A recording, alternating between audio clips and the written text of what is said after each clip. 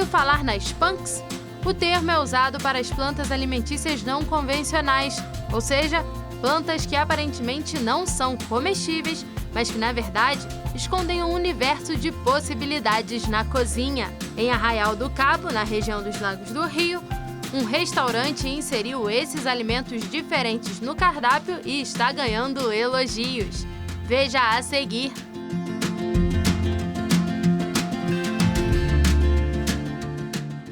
Olhando esse pequeno jardim em Arraial do Cabo, na região dos Lagos do Rio, a gente consegue perceber a beleza de muitas plantas, mas algumas delas também trazem uma curiosidade que muita gente desconhece.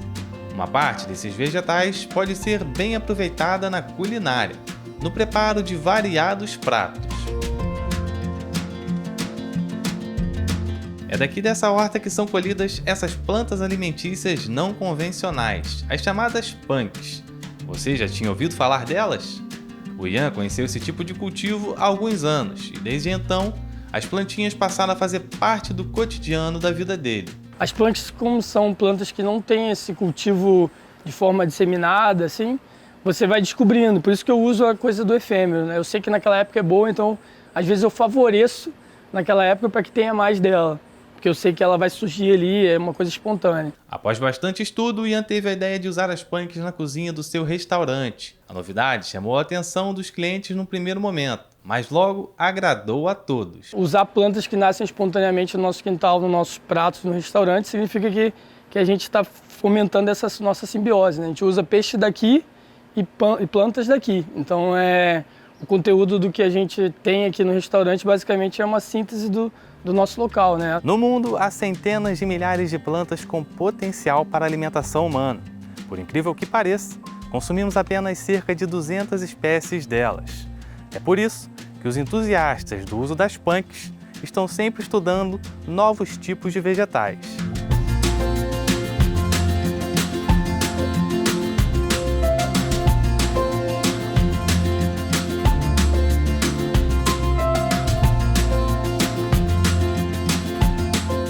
Uma planta pode ser considerada punk num local e ser tradicional em outro. Isso acontece, é bastante comum.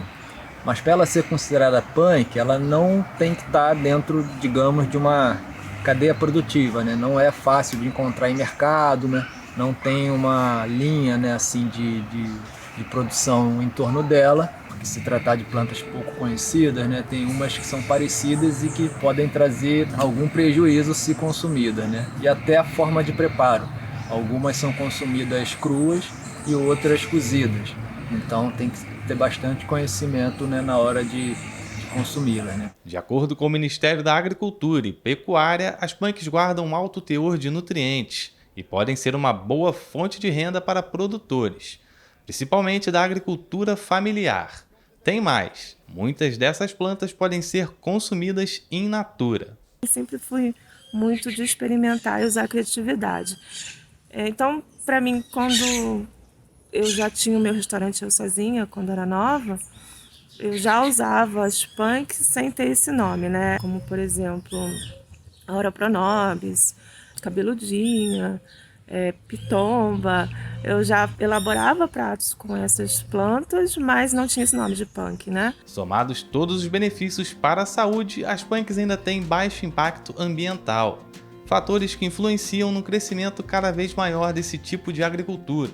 E ao que parece, essas diferentes opções culinárias vieram para ficar. Quando a gente tem uma punk, a gente tem mais biodiversidade. Então a gente tem mais uma planta para acrescentar a nossa alimentação. Então mais uma espécie será cultivada, será cuidada, será plantada, será reconhecida como alimento.